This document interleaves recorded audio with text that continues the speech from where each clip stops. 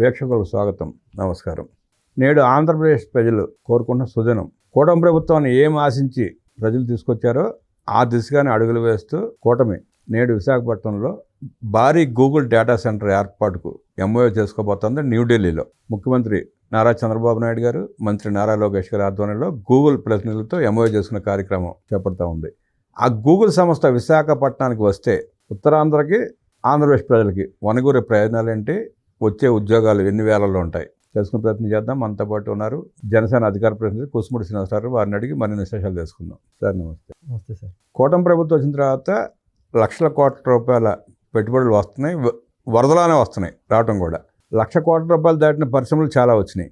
దాంతోపాటు 89,270 కోట్ల రూపాయల గూగుల్ డేటా సెంటర్ కూడా ఏర్పాటుకు ఎంఓయూ జరగబోతోంది ఈరోజు. ఆ గూగుల్ డేటా సెంటర్ వస్తే యువతకు ఎన్ని ఉద్యోగాలు వచ్చే అవకాశం ఉంది, ఉత్తరాంధ్ర పరిస్థితి ఏంటి, తద్వారా రాష్ట్ర భవిష్యత్తు ఏంటి? రామబ్రహ్మ గారు, యాక్చువల్గా చంద్రబాబు నాయుడు గారు అంటేనే ఒక డెవలప్మెంట్ అనేటువంటిది ఒక ముద్ర. ఆయన ఒక ట్రేడ్ మార్క్ డెవలప్మెంట్కి. మామూలు యువతరం కూడా ఆలోచించలేనట్టుగా 2-3 తరాల ముందుగా ఆలోచిస్తాడు ఆయన.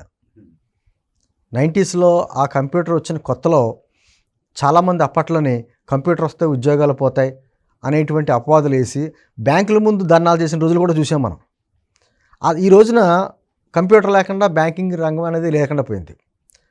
90స్లోనే చంద్రబాబు నాయుడు గారు ఆ రోజున 2020 విజన్ అని చెప్పుకుంటూ వచ్చి ఆ రోజున మన హైదరాబాద్ హైటెక్ సెంటర్ గురించి ఒక రూపకల్పన చేసినప్పుడు రాళ్ళలో రప్పల్లో ఏం కడతాడైనా, అక్కడ బిల్డింగ్ కడితే ఏముంటుందని చెప్పేసి అని అన్నారు. ఈ రోజున హైదరాబాద్కే కాదు, తెలంగాణకే ఒక ఆదాయ మార్గం ఏదన్నా ఉందంటే ఐటీ రంగం.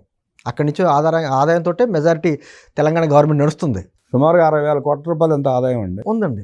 ఆ తర్వాత అంటే విజన్ ఉన్న నాయకుడు ఉంటే ఈ రోజు ఏదో ప్రజల దగ్గర నుంచి ట్యాక్సులు డబ్బులు వసూలు చేసేసి ఇలా ప్రజల అకౌంట్లో వేసేస్తే అదే ప్రభుత్వం అనుకునే రోజులు కాకుండా నిజంగా విజన్ అని ఉంటుంటే భవిష్యత్ తరాలు అద్భుతంగా జీవించాలంటే ఏ విధంగా ఉండాలన్న దాని మీద, అంటే ప్రపంచంలో మాట్లాడితే ఆయన ఏమంటాడంటే ప్రపంచంలోని ఐటీ రంగంలో సంబంధించిన పెద్ద పెద్ద కంపెనీల్లో ఈ రోజున ప్రతి తెలుగువాడు ఒకడైనా ఉంటాడు, ఒక తెలుగువాడు ఉంటాడు. దానికి పునాది వేసింది ఎవరంటే ఆ మొక్కలు నాటింది చంద్రబాబు నాయుడు గారు. ఈ రోజున ఫలాలు అనుభవిస్తున్నారు అంతాను. ఇప్పుడు చాలామంది మాట్లాడితే ఈయన 2047 విజన్ అంటాడు, ఇంకా 2025లోనే ఉన్నాం అంటే భవిష్యత్తు గురించి ఆలోచించేటప్పుడు ఇటువంటి ఆలోచనలు వస్తాయి. ఈ రోజున మనం ఇప్పుడు మాట్లాడుకున్నప్పుడు అక్కడ ఎంఓయూ జరుగుతుంది. ఇంకా అద్భుత క్షణం అండి ఇది. అంటే భారతదేశంలోనే సింగిల్గా వచ్చే ఎఫ్డిఏ ఏదైతే పెట్టుబడి ఉందో అతిపెద్ద అమౌంట్ ఇది. $10 బిలియన్ అంటే 88,000 కోట్ల రూపాయలతోటి సింగిల్ ఇన్వెస్ట్మెంట్. అంటే మామూలుగా ఎఫ్డిఏ ఇన్వెస్ట్మెంట్లు ఎలా ఉంటాయంటే ఇప్పుడు రేపు పొద్దున్న ఇన్వెస్ట్మెంట్ సమ్మిట్ జరుగుద్ది. ఒక 100 కంపెనీలు ఇన్వెస్ట్మెంట్ ఎంఓఏలు చేసుకుంటే దాంట్లో 20% 30% స్టార్ట్ అవుతాయి. అయితే 50% స్టార్ట్ అవుతాయి. ఒక్క సింగిల్ అమౌంట్లోనే 88,000 కోట్ల రూపాయలు పెట్టుబడి పెట్టుకుంటూ వచ్చి మనం data centre gigawatt data centre వస్తుంది అంటే దాదాపు 188,000 ఉద్యోగాల రూపకల్పన వస్తామే కాకుండా రాష్ట్రానికి ఏటా 10,000 కోట్లు ఆదాయంతో పాటు, అంటే 5 ఏళ్లలో ఒక 50,000 కోట్ల రూపాయలు. అంటే మొదలుపెట్టిన 5 ఏళ్లలోనే మొదటి 5 ఏళ్లలోనే స్థూల జాతీయోత్పత్తి, రాష్ట్ర స్థూల జాతీయోత్పత్తి అద్భుతమైనటువంటి పెరుగుతూ ఉంటుంది. అంటే బ్రహ్మణం గారు, మనకి ఆంధ్రప్రదేశ్కి సార్ ఏదైనా ప్రమాదం ఉందంటే అది వరదల వల్ల, తుఫాన్ల వల్ల, భూకంపాల వల్ల కాదు, నిరుద్యోగం వల్ల. ఈ రోజున రాష్ట్రంలో ఉన్నటువంటి యువత అద్భుతమైనటువంటి మేధస్సునంతా కూడా అక్కడ సద్వినియోగం చేసే అవకాశాలు లేక పక్క రాష్ట్రాలకు, పక్క దేశాలకు వెళ్ళిపోయినటువంటి పరిస్థితుల్లో ఈ రోజున ఇక్కడే మౌలిక సదుపాయాలు కల్పించి, ఇక్కడే ఉపాధి అవకాశాలు కల్పిస్తే ఇక్కడే యువత ఉంటుంది, మన మేధశక్తిని అంతా ఇక్కడే ఉపయోగిస్తారు. దానికి పునాదులు వేస్తున్నారు ఈ రోజున. మామూలుగా ఈ 15 నెలల్లోనే దాదాపు 10 లక్షల కోట్ల రూపాయల పెట్టుబడులకి సంతకాలు జరిగినాయి. అన్నీ వస్తున్నాయి. దాంతోపాటు కొన్ని లక్షల ఉద్యోగాలు. గతంలో జగన్మోహన్ రెడ్డి అన్నాడు చూడండి, నేను వచ్చిన వెంటనే 2.5 లక్షల ప్రభుత్వ ఉద్యోగాలు ఇస్తానని చెప్పేసి అయినా ఆర్టీసీ ఉద్యోగులను కూడా అంతకుముందు అసలు ఆర్టీసీయే లేనట్టుగా, ఆర్టీసీ వచ్చినప్పుడే స్థాపించినట్టుగా ఆ ఉద్యోగులని కలిపేసేది రకరకాలు చేశాడు. అలా కాకుండా జిమ్మిక్కులు కాకుండా నిజంగా ఆంధ్రప్రదేశ్ యొక్క యువత మేధస్సును ఉపయోగించేటువంటి కార్యక్రమాల్లో భాగంగా ఈరోజు చేస్తున్నాం. ఉత్తరాంధ్ర అంటే వెనుకబాటుతనమని, రాయలసీమ అంటే వెనకబడ్డ ప్రాంతం అని ఆ పేర్లు తుడిచేయడానికి శక్తివంతం లేకుండా చేస్తా ఆయన. ఈరోజు శ్రీ సిటీ చూడండి, అద్భుతంగా ఎటువంటి కార్యక్రమాలు వస్తున్నాయి, అద్భుతమైన వస్తున్నాయి. సెంట్రల్లో మన కోస్తా జిల్లా వ్యవసాయాధారిత పరిశ్రమలు, ఒక పక్క నుంచి అమరావతిలో ఇన్ని రకాల యూనివర్సిటీస్ కావచ్చు, హోటల్స్ కావచ్చు, అంటే గవర్నమెంట్ కట్టే కాకుండా అద్భుతమైన అంటే ఏ స్థానానికి తగ్గట్టుగా ఉత్తరాంధ్ర అంటే ఫార్మా కంపెనీస్కి వాటికి అనుకూలంగా ఉంటుంది. రాయలసీమ అంటే నీటి కొంచెం తక్కువ ఉంటుంది కాబట్టి అక్కడ ఎలక్ట్రానిక్స్, ఎలక్ట్రికల్ కంపెనీలు వచ్చే విధంగాను, కార్ల తయారీ కంపెనీ అంటే ఏ ప్లేస్కి తగ్గట్టుగా ఆ పరిశ్రమలను స్థాపించుకుంటూ వచ్చి రాష్ట్రం మొత్తం అభివృద్ధి వికేంద్రీకరణ ఏ విధంగా చేయాలన్న దాని మీద. ఎందుకంటే చాలామంది రాష్ట్రంలోని సంపద అంతా తీసుకొచ్చి అమరావతిలో పెట్టేస్తున్నాడు, అమరావతిలో మొత్తం డబ్బు అంతా పెట్టేస్తున్నాడు, ట్యాక్స్ పేర్స్ ప్రజలను రెచ్చగొట్టే పరిస్థితి తప్ప ఇప్పుడు వచ్చిన 11 లక్షల కోట్ల రూపాయల పెట్టుబడుల్లో సుమారుగా 5,50,000 కోట్ల రూపాయల పెట్టుబడులు ఉత్తరాంధ్రలో వస్తున్నాయి. 4 లక్షల కోట్ల రూపాయల చిల్లర రాయలసీమలో వచ్చినాయి. మధ్యాంధ్ర మీరు అన్నట్టు అమరావతి ప్రాంతంలో ఇప్పటికి వచ్చిన సుమారు 20,000 నుంచి 30,000 కోట్ల రూపాయల పెట్టుబడులు మాత్రమే. అది కూడా ప్రజల మీద భారం పడకుండా కేంద్రం దగ్గర నుంచి లేకపోతే వరల్డ్ బ్యాంకు, ఏడీబీ దగ్గర నుంచి ఉడుపుగా రుణం తెచ్చుకుని దాన్ని మళ్ళీ కేంద్రం రుణం తీర్చే విధంగా మార్చుకుని చేసేటువంటి విధానంతో ఈ రోజున అద్భుతమైనటువంటి బిల్డింగ్. నన్ను చూశారు కదా, సిఆర్డీ బిల్డింగ్ ఎంత అద్భుతంగా ఉందంటే అమరావతి ఏ షేప్లో కట్టినటువంటి బిల్డింగ్. ఏంటంటే ఒక ఆంధ్రప్రదేశ్ అంటే ఏపీ అంటే మనకి ఆంధ్రప్రదేశ్, మనకి అమరావతి, పోలవరం అనేటువంటి ఏ విధంగా మాట్లాడుకుంటున్నామో దాన్ని కళ నిజం చేసే విధంగా ఒక పక్క నుంచి అమరావతి శాశ్వత రాజధాని, పక్క నుంచి ఎప్పటి నుంచో దశాబ్దాల కళ మన పోలవరం కంప్లీట్ చేయడం లాంటిది కావచ్చు. అదేవిధంగా రాయలసీమ, ఉత్తరాంధ్ర ప్రాంతాల్లో ఆ వెనుకబాటుతనం అనే పేరు రూపుమాపడానికి కావచ్చు, వలసల ప్రాంతంగా ఉండే పేరుని రూపుమాపడానికి అద్భుతమైనటువంటి ఒక పారిశ్రామికీకరణ కావచ్చు. అన్ని రకాలుగా ఒక పక్క నుంచి నీటిపారుదల రంగం నుంచి అన్నీ ఆయన చెప్పిన బనకచెర్ల ప్రాజెక్టు గురించి ఆలోచన ఎందుకు వస్తుందంటే భవిష్యత్తులో వెనకబాటుతనం అనేది లేకుండా ఉండాలి. మన రాష్ట్ర ప్రజలు ఇతర రాష్ట్రాల మీద, ఇతర దేశాల వైపు చూడకుండా ఇక్కడే మూల సదుపాయాలని కల్పిస్తే ఇతర రాష్ట్రాలు, ఇతర దేశాల నుంచి వచ్చి కూడా అవసరమైతే ఇక్కడే వాళ్ళ ఉపాధి అవకాశాలు చూసుకునేటువంటి ఒక అద్భుతమైన కల్పన. చాలామంది ఇప్పటికే కొన్ని రాష్ట్రాల్లోనే చంద్రబాబు నాయుడు గారు వచ్చిన తర్వాత ఆంధ్రప్రదేశ్ వైపు చూస్తున్నారు ప్రజలందరూ.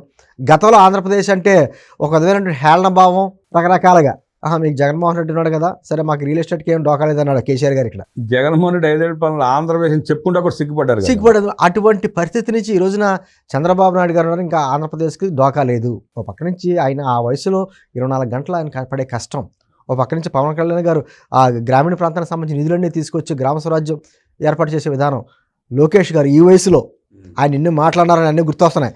ఈ వయసులో ఆయన ఇండస్ట్రీస్ లిస్ట్ అందరితో కూర్చొని మాట్లాడి ఒక భరోసా ఇచ్చి మళ్ళీ జగన్మోహన్ రెడ్డి అనే భూతం రాదని చెప్పడంతో పాటు ఆంధ్రప్రదేశ్లో ఉన్నటువంటి వనరుల గురించి వాళ్ళకి విశదీకరించాలి, రాయితీలు కూడా. కరెక్ట్గా సార్, గత సంవత్సరం అక్టోబర్లోనే అమెరికాలో గూగుల్ సంస్థ ఆయన సమావేశం అయ్యాడు. కరెక్ట్గా సంవత్సరం తిరిగే లోపు గూగుల్ సంస్థని ఏపీకి తీసుకొస్తారు. అదే అంటే గూగుల్ సంబంధించి అంటే గూగుల్ అనేటప్పటికీ ఈ రోజున ప్రపంచం నలుమూలలా విస్తరించినటువంటి సంస్థ అది. యాక్చువల్ అంటే గూగుల్ తెలియని పేరు లేదు, గూగుల్ తెలియని వ్యక్తి అంటే ఎవడో లేడు. అటువంటి సంస్థ ఈ రోజున భారతదేశంలో ఆంధ్రప్రదేశ్ వైపు చూసింది అంటే దాని వెనకాల ఎంత కృషి ఉందంటారు. అద్భుతమైన అంటే రాయితీలు ఇచ్చడం అంటే ఇక్కడికి వచ్చి వాళ్ళకి ఏదో భూములు, విద్యుత్ ఇచ్చి ఇవన్నీ ఇస్తే ఇక్కడ ఏం పరికరాలు తయారు చేసుకుని ఇతర రాష్ట్రాలు, ఇతర దేశాలు పట్టుకుపోతూ ఉంటారు. అలా కాకుండా మన యువతకు ఉపాధి అవకాశాలు దాదాపు 1,88,000 ఉద్యోగాల కల్పన అవుతుందంటే 2 లక్షల ఉద్యోగాలు ప్రభుత్వంలో రావాలంటే జరుగుతాయి. అసలు పరోక్షంగా చూడండి ఎన్ని వస్తాయేమో, 8,000 ఉద్యోగాలు. అసలు పరోక్షంగా ఇప్పుడు కియా మోటార్స్ వచ్చిందండి, కియా మోటార్స్ అనుబంధ పరిశ్రమలు ఎన్ని వస్తాయి. అసలు జగన్మోహన్ రెడ్డి అని రాకపోతే అద్భుతంగా ఉండేది. కొన్ని పరిశ్రమలు అప్పుడు తమిళనాడు వెళ్ళిపోయినాయి జగన్మోహన్ రెడ్డికి భయం వేసి. వెంటనే పారిశ్రామికవేత్తలు ఆంధ్రప్రదేశ్ వైపు చూస్తారా, అసలు పెట్టుబడి పెడతారా అనేటువంటి పరిస్థితి నుంచి ఈ రోజున ఆంధ్రప్రదేశ్లో అద్భుత అవకాశాలు ఉన్నాయి, మంచి ప్రభుత్వం ఉంది, సహకరిస్తుంది మనకి. అంటే ఖచ్చితంగా పెట్టుబడిదారుడు అక్కడికి వచ్చిన తర్వాత లాభం ఆశిస్తాడు, అతనికి లాభం ఉండాలి. ఇక్కడ మనకు ఉపాధి కల్పన, మౌలిక సదుపాయాలు అన్నిటికీ లింక్ పెట్టింది ప్రభుత్వం. మీరు ఎంతమందికి ఉపాధి అవకాశాలు ఇస్తే మీకు అన్ని రాయితీలు ఇస్తాం అనేటువంటి లింక్ పెట్టి వాళ్ళకి తగ్గటువంటి భూమి కానీ, విద్యుత్ కానీ, నీరు కానీ అన్ని సదుపాయాలు ఏర్పాటు చేసి రాయితీలు ఇస్తుంది. ప్రతి దానికి ఒక ప్రణాళికగా ఇప్పుడు అన్ని ఇండస్ట్రీస్ ఫార్ములా ఉంటుంది, నాకు చక్కగా ప్రణాళికగా మీరు ఇచ్చే ఉద్యోగాలు ఎన్ని, మీరు పెట్టుబడి ఎంత, దానికి మీరు ఎన్ని రాయితీలు ఇవ్వాలి, ఎన్ని వేల ఎకరాలు ఎంత ఇవ్వాలి అనేది విధానంగా అంటే ఒక ప్రణాళికాబద్ధంగా వెళ్తున్నటువంటి పాలనలో ఇలాగే ఉంటాయి. నిజంగా చంద్రబాబు నాయుడు గారు అంటే విజన్ అంటే ఏంటో అన్నది ఈరోజు మనం చూస్తున్నాం. అసలు ఎక్స్పెక్ట్ చేయలేదండి, నేను కూడా ఎక్స్పెక్ట్ చేయాలి. ఎందుకంటే జగన్మోహన్ రెడ్డి గారు చేసిన విధ్వంసం మామూలు విధ్వంసం కాదు. దాన్ని కవర్ చేసుకుని మళ్ళీ ఆంధ్రప్రదేశ్ వైపు పారిశ్రామికవేత్తలు చూడాలంటే చాలా టైం పడుద్ది. లోకేష్ గారు పదే మాట అన్నాడు ఆయన, ఇప్పుడు మేము పెట్టుబడి పెట్టడతాం, రేపు వద్దు మళ్ళీ గవర్నమెంట్ మరి అతను వస్తే మా పరిస్థితి ఏంటి అనేటువంటి పరిస్థితి నుంచి ఇంక జగన్మోహన్ రెడ్డి రాడు అనేటువంటి భరోసా ఇవ్వడానికి పడుతున్న తిప్పలు కానీ నిజంగా ఆంధ్రప్రదేశ్ భవిష్యత్తు గురించి వీళ్ళు చెప్పి అంటే దానికి కూడా ఏముండాలంటే ప్రజల పట్ల ప్రేమ ఉండాలి. రామబ్రహ్మం గారు ఇప్పుడు ఏదో 5 సంవత్సరాలు మనకు కాంట్రాక్ట్ ఇచ్చారు కాబట్టి ప్రజలు 5 సంవత్సరాలు ఏదో పాలన చేసి దులిపేసుకు వెళ్ళిపోతే ఏముండదు. కానీ మనకి ఇచ్చిన 5 సంవత్సరాలలో దాదాపు ఒక 50 సంవత్సరాల ప్రణాళిక సిద్ధం చేసుకుని రాష్ట్ర భవిష్యత్తుని నిజమైన స్వర్ణాంధ్రప్రదేశ్ అంటే ఎలా ఉంటుందో చూపించేటువంటి కార్యక్రమం ఏదైతే ఉందో నిజంగా హర్షణీయం. ఈ రోజు నిజంగా మీరు అన్నట్టుగా ముందు చెప్పినట్టుగా ఒక శుభసూచకం, మంచి రోజు. అన్ని వేల కోట్ల రూపాయలు పెట్టుబడితో గూగుల్ మన ఏపు చూస్తుందంటే దీని వెనకాల వాళ్ళు పడుతున్న కృషి, ఆ విధానం అంతా కూడా ప్రజలు సహకరించాలి, అధికారులు సహకరించాలి, ప్రజాప్రతినిధులు సహకరించాలి. నిజంగా వీళ్ళందరూ సహకారం అంటే ఏంటంటే మీరు ఆయన చెప్పినట్టు 2047 వరకు ఆగక్కర్లా, ఇంకో 5 సంవత్సరాలను అద్భుతమైనటువంటి ఆంధ్రప్రదేశ్, స్వర్ణాంధ్రప్రదేశ్ అంటే ఇంకో 5 సంవత్సరాలు మనం చూడగలం. సాక్షాత్కారం అవుతుంది ఖచ్చితంగా 5 సంవత్సరాలను మనం చూడగలం. లక్షల కోట్ల పెట్టుబడులు వస్తున్నాయి, ప్రజలంతా సంతోషంగా ఉన్నారు, యువత తమకు ఉద్యోగాలు వస్తాయని చెప్పి సంబరాలు చేసుకుంటుంటే రెండో పక్కన జగన్మోహన్ రెడ్డి గ్రామ సింహాలు పాత పోకడలోనే పోతూ దుష్ప్రచారం చేస్తూ చెందుతున్న అభివృద్ధి మీద విషం చిమ్మే ప్రయత్నం చేస్తూ జోగి రమేష్ లాంటి వాళ్ళు చీప్ లిక్కర్ తయారు చేపించి ప్రజల జీవితాలతో చెలగాటమాడుతూనే ప్రజాపాలన చేస్తున్న కూటమి ప్రభుత్వం మీద విషం చిమ్మే ప్రయత్నం చేస్తున్నారు, అంటే బురద జల్లే ప్రయత్నం చేస్తున్నారు. నిన్న ఆ జనార్దన్ రావు ఎవరు వెల్లడించిన దాన్ని బట్టి జోగి రమేషే మా వెనక ఉండి చేపించాడని చెప్పి స్పష్టంగా చెప్పాడు అతను. వాళ్ళ రాక్షస వికృత రాజకీయాన్ని ఎలా చూస్తారు సార్? మొదటి నుంచి రామబ్రహ్మం గారు గుడ్డ కాల్చి మీద వేస్తారంట, చూసారా? అదే బణి. అంటే రాజకీయ నాయకుల మీద, పార్టీల మీద గుడ్డ కాల్చి వేసినా పర్వాలా, ప్రజల జీవితాలతో అదే అంటున్నానండి. వాళ్ళ ఉద్దేశం ఒకటే, వాళ్ళ 5 సంవత్సరాల్లో రాష్ట్రం ఎలా నాశనం అయిపోయిందో చూశారు. ఇప్పుడు కానీ చంద్రబాబు గారి హయాంలో అమరావతి పూర్తయినా, పోలవరం కంప్లీట్ అయినా, పారిశ్రామికవేత్తలు వచ్చి ఇక్కడ పెట్టుబడులు పెట్టినా, ఇంకా వాళ్ళ పార్టీ శాశ్వతంగా రాజకీయ సమాధి కట్టుకున్నట్టే అనేటువంటి భయంతో ఏదో రకంగా బురద జల్లి ఇక్కడికి రాష్ట్రానికి పారిశ్రామికవేత్తలు వచ్చి పెట్టుబడులు పెట్టకూడదు, పోలవరం కంప్లీట్ అవ్వకూడదు, అమరావతి నిర్మాణం పూర్తి కాకూడదు. ఎన్ని లెటర్లు రాశారు సార్ వీళ్ళు అమరావతి గురించి, వీటి గురించి. మద్యపాన నిషేధం చేస్తానని చెప్పి అధికారంలో వచ్చినటువంటి జగన్మోహన్ రెడ్డి గారు కేవలం మద్యంతో ఎంత వ్యాపారం చేశాడు అన్నది ఆల్రెడీ సిట్ విచారణ జరుగుతుంది. దాదాపు 40 మంది దాకా ఆల్రెడీ జైల్లోకి వెళ్తాం, కొంతమంది బెయిల్ మీద ఉంటాం, అన్నీ చూస్తున్నాం. ఇప్పుడు మళ్ళీ ఈ చీప్ లిక్కర్ కేసు, అలా సొంత బ్రాండ్లు తయారు చేసుకుని సొంత హోలోగ్రాములు అన్నీ, అసలు ఇంత ఒక ఇండస్ట్రీ. ఇప్పుడు చంద్రబాబు గారు ఏమో గూగుల్, అమెజాన్ రకరకాల కంపెనీల పేర్లు చెప్తుంటే వాళ్ళేమో ఈ చీప్ లిక్కర్లో ఇదే పెద్ద పరిశ్రమలు, లేకపోతే గంజా పరిశ్రమలు 100 కోట్లు 150 కోట్లు ఖర్చు డిస్టిలరీ పరిశ్రమని 5 లక్షలు 10 లక్షలతో తయారు చేసే పరిస్థితికి తీసుకొచ్చేసారు. ఈ రోజున చాలా ఓపెన్గా చెప్తున్నా చంద్రబాబు గారు. నేను చెప్పారు కదండి, ఆయన మీరు బాటిల్ తీసుకుని స్కాన్ చేసుకుంటే అది ఒరిజినల్గా కాదా తెలిసిపోతుంది అన్నట్టుగా. అంత ఇదిగా కనీసం గత 5 సంవత్సరాల్లో అసలు డిజిటల్ పేమెంట్స్ని కూడా అనుమతించకుండా ఓన్లీ క్యాష్ ట్రాన్సాక్షన్ చేసి ఎంత దుర్మార్గం చేశాడో మనం చూసాం. ఈ రోజున జోగి రమేష్ అనే వ్యక్తి నిన్న జనార్దన్ అన్న అతను చెప్పిన మాటలకే ఇన్ని రకాలుగా మాట్లాడుతున్నాడంటే అతని మీద ఏదో కక్ష కట్టినట్టు, మళ్ళీ దాని కులం కార్డు పెట్టుకుంటాం. ఇవన్నీ గత 5 సంవత్సరాలు నోటి విరోచనాలు. అతను మాట్లాడితే అదో కంపు. అటు రోగి రమేష్ అంటాం మేము, జోగి రమేష్ అని మేము రోగి రమేష్. అటువంటి రోగి రమేష్ ఆ తర్వాత అగ్రిగోల్డ్ స్కామ్లకు సంబంధించి అతను కొడుకు చేసినటువంటి కార్యక్రమాలు అప్పుడు అరెస్ట్ చేస్తాకు వస్తే ఏమంటాడంటే, నేను బీసీ కులస్తులు కాబట్టి నన్ను అరెస్ట్ చేస్తాకు వస్తాడు. అప్పుడు మళ్ళీ కులం దోచుకున్నప్పుడు కులం రాదు, దాచుకున్నప్పుడు కులం రాదు. ఇప్పుడు మాత్రం అరెస్ట్ చేస్తే మాత్రం కులం. ఇప్పుడు కులం కార్డు వాడుతున్నాడండి సన్నాసి. ఇంకా తిట్టాలనిపిస్తుంది, సంస్కారంగా అని చెప్పి కోరుకుంటున్నా. అమర్నాథ్ గౌడ్ అనే పిల్లాడు పెట్రోల్ పోసి తగలబెట్టినప్పుడు ఈ సన్నాసి ఏ కలుగులో దాక్కున్నాడు, అదే మరి మా కులం అంటాడు కదా, ఎవడ చంకలో దూరాడు అదే అంటే. మళ్ళీ ప్రత్యేకించి వచ్చి అతను ఏదో మళ్ళీ ప్రమాణాలు అంట, తిరుపతి వెంకటనాథ దగ్గరికి వెళ్దాం, లేకపోతే విజయవాడ కనకదుర్గంకి వెళ్దాం, ప్రమాణాలు. ఈ ప్రమాణాలకు విలువే ఉంది అసలు? మీకు విలువ ఉంటే నీ ప్రమాణాలకు విలువ ఉంటుంది, నీకే విలువ లేదు. ఈ రోజున కావాలని ఇదేదో చంద్రబాబు గారు చూసినటువంటి మాస్టర్ ప్లాను, చంద్రబాబు గారి కుట్ర. ఈ రోజున పేపర్లో 3 పేజీలు రాశారు సార్, నిజంగాను అద్భుతమైనటువంటి కట్టుకథలు. అది కదా ప్లానింగ్ అంటేనే.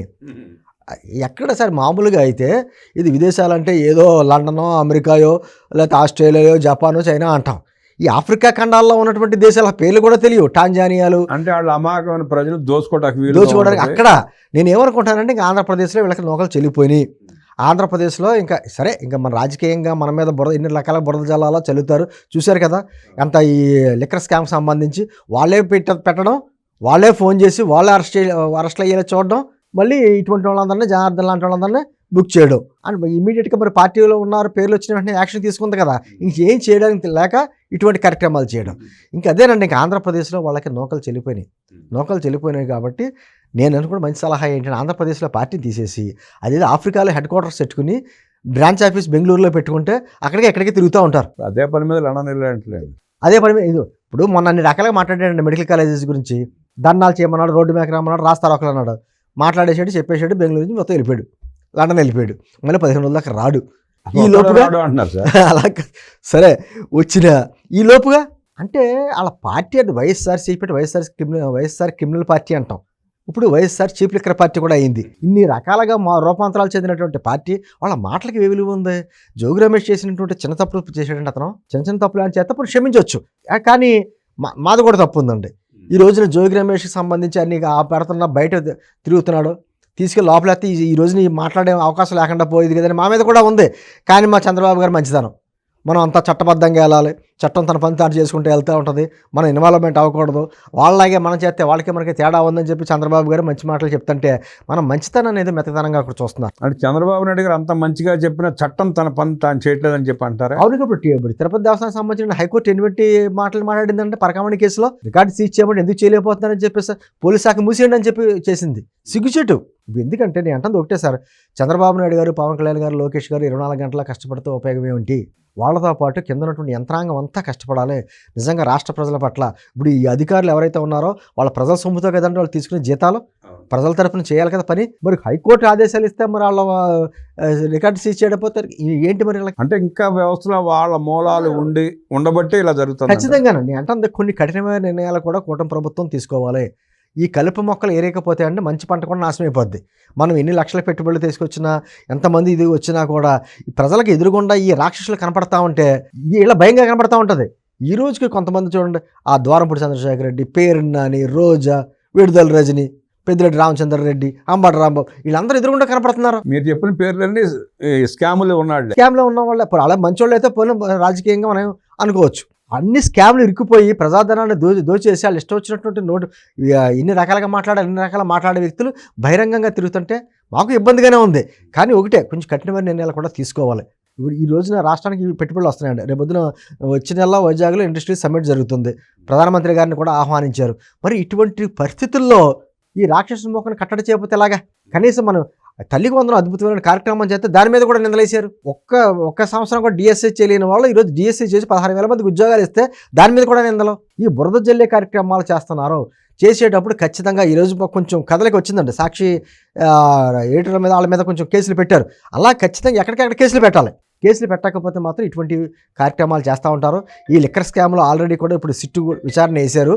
ఈ విచారణలో ఖచ్చితంగా ఒకటే సార్, వైఎస్ఆర్ కాంగ్రెస్ పార్టీ సంబంధించిన నాయకులు అందరూ కూడా వాళ్ళు జగన్మోహన్ రెడ్డి దగ్గర నుంచి టాప్ టు బాటం అందరూ కూడా వీళ్ళు ఏ కేసులోనే తప్పించుకోవచ్చు, కానీ ఈ మద్యం కేసులో మాత్రం ఖచ్చితంగా జైలుకి వెళ్ళవలసిందే. వైఎస్ చీప్ లిక్కర్ పార్టీని కట్టడి చేసి కూటమి పెద్దలు కఠినంగా శిక్షించాలని కోరుకుంటూనే గూగుల్ లాంటి ప్రతిష్టాత్మకమైన కంపెనీలు తీసుకొచ్చిన లోకేష్ గారికి అభినందనలు తెలుపుతూ రాష్ట్ర అభివృద్ధిలో కీలక పాత్ర పోషిస్తున్న చంద్రబాబు నాయుడు గారు, పవన్ కళ్యాణ్ గారుల చిత్తశుద్ధికి ధన్యవాదాలు తెలియజేస్తూ విశ్లేషించిన కుసుముడి శ్రీనివాస్ గారికి ధన్యవాదాలు తెలియజేస్తూ నమస్కారం.